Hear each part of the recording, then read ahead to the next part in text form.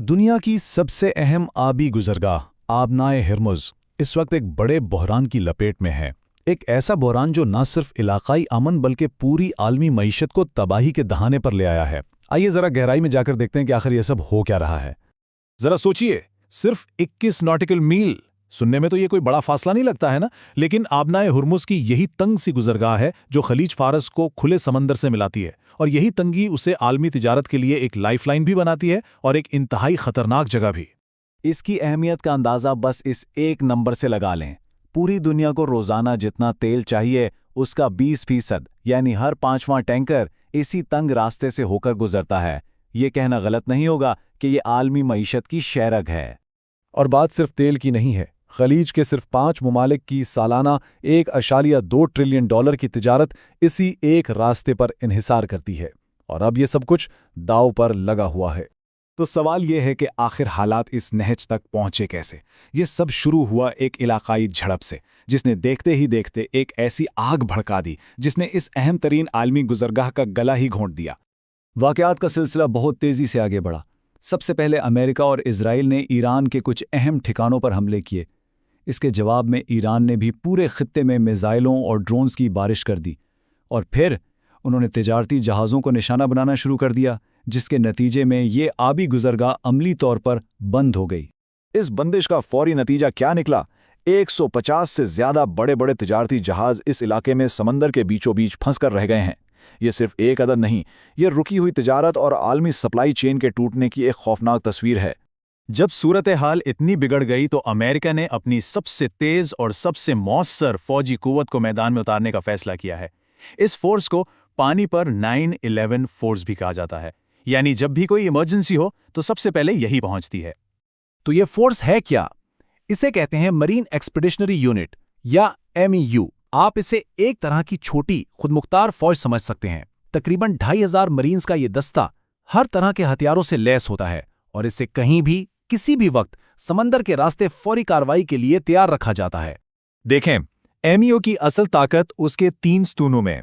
एक तरफ जमीनी लड़ाई के लिए माहिर फौजियों, दूसरी तरफ उन्हें कहीं भी उतारने और मदद देने के लिए हेलीकॉप्टर्स और तैयारे, और तीसरी तरफ उनका अपना लॉजिस्टिक्स का पूरा निज़ाम जो उन्हें महीनों तक लड़ने के लिए राशन और असला फराम करता है। अमेरिका ने इस मिशन के लिए कोई कसर नहीं छोड़ी।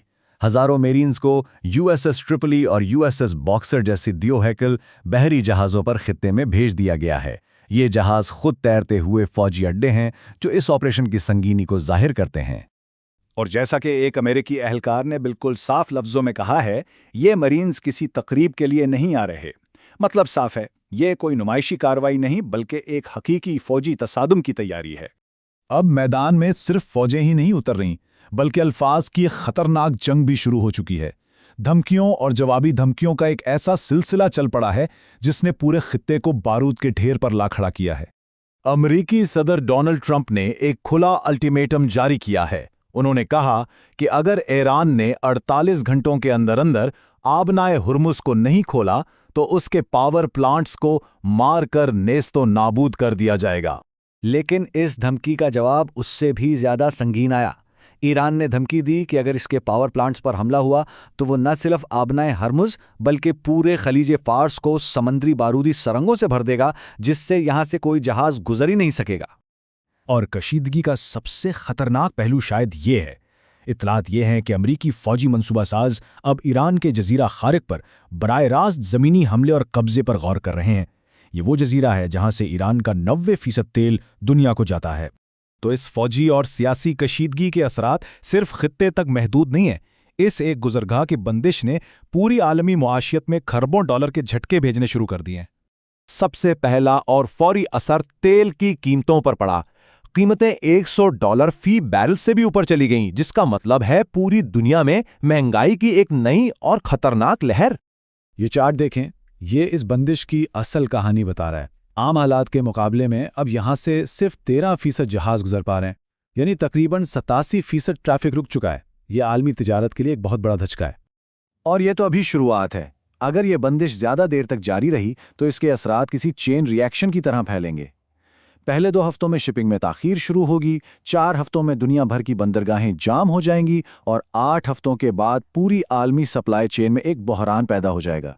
اس عالمی بحران کے اثرات اب عام لوگوں تک پہنچنا شروع ہو گئے ہیں۔